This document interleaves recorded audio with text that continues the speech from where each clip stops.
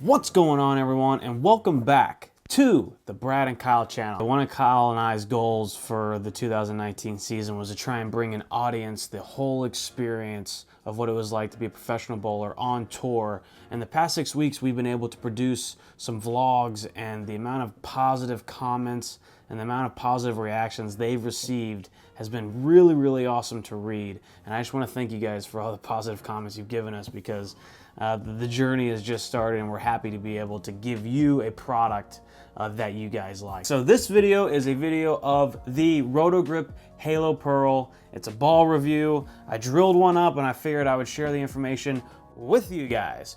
But with that being said, I really don't know anything about the ball. So I reached out to my buddy, Chris Schlimmer. He is a Roto Grip executive. He's like the big man at that company. And I asked him to give me some words on what the Halo Pearl is. It is the same Centrum core that was created and used in the original Halo.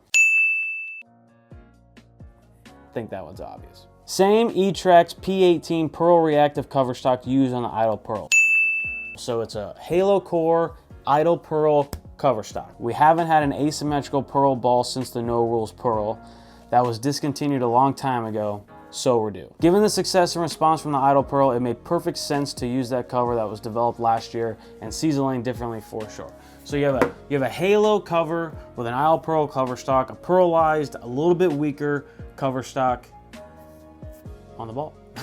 So at first glance, when I think of a ball like this and it's supposed to replace the No Rules Pearl, which by the way, the No Rules Pearl was a phenomenal bowling ball, and some people on tour still throw it today. But the thing I think about those types of balls is this has a big core, a big engine. So it's gonna wanna like start early. But the thing is the cover stock's not so strong, so that's gonna wanna make it go a little bit down lane.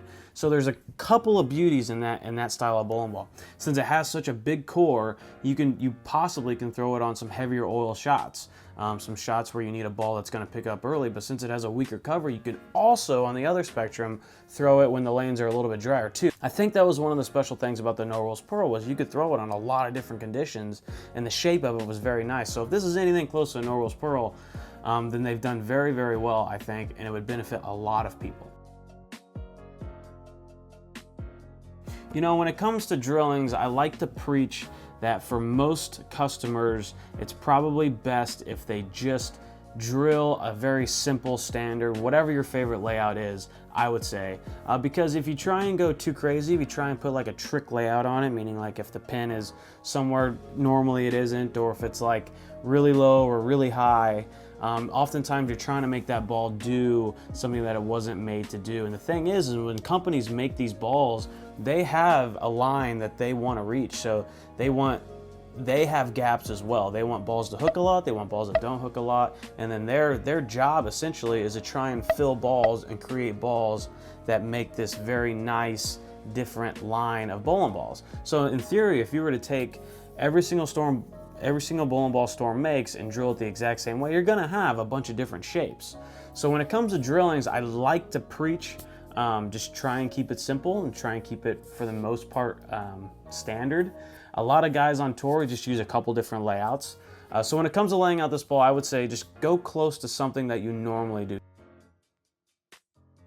In my personal opinion, that is the most important thing you can do for yourself, is to learn where it fits in your arsenal and what balls you have that hook more than it and what balls you have that hook less than it. Because at the end of the day, this could be the greatest ball of all time. It's not going to roll good every single game, every single angle, every single pair and condition you bowl on. So anytime I do a ball review, I like to give a couple other options so you can see what the shapes look like on different types of balls and what a potential arsenal could look like.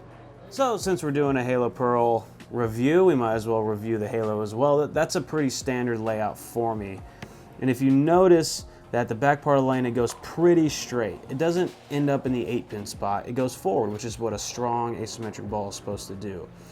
All right, Halo Pearl here. Almost identical layout. And you can clearly tell, I missed a route on this shot, so don't pay attention to this shot. That was not a good shot. So I threw another one. So you could tell right here that it comes behind the head pin of where my Halo was, which is what it's supposed to do. It's got a pearlized cover on it. You gotta judge the phase 2, because in my opinion the phase 2 is the best ball ever made. So this is going to be essentially a weaker halo. It reads kind of the early same spot as the halo, but a little weaker and cleaner. And then this is going to be the weakest ball of them all, the High Road X, just to give you some perspective on where the Phase 2 ended up, and then now where the High Road X is going to end up. As you can see, it's way cleaner, doesn't hook nearly as much, and goes pretty forward and back. And then here's one more shot with the Halo Pearl, just for the heck of it. And you just watch, it goes sideways, it ends up in the 8-pin spot. That's what it's supposed to do. It's cleaner than the other bowling balls, especially the Halo.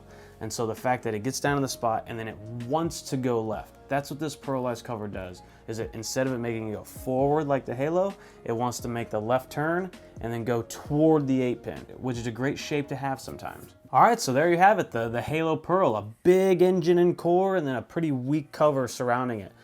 So if you're bowling league and you're throwing like a higher end, really strong asymmetric ball like the Crux Prime, the Physics, or the Halo, and you need some extra link, but you still want the ball to read, this is literally the perfect ball. This is why they made it. For when the really, really big balls start burning up, you have a cleaner cover to get you a little bit more down lane. That way it's a little bit more angular, and you'll get that plaque 10 out and you'll start going flush with this one. If there's anything you guys want to know about a bowling ball, just let me know in the comments. I'll read it, and then when I do the next ball review, I'll try my best to kind of meet everyone's needs. Thank you for watching the video.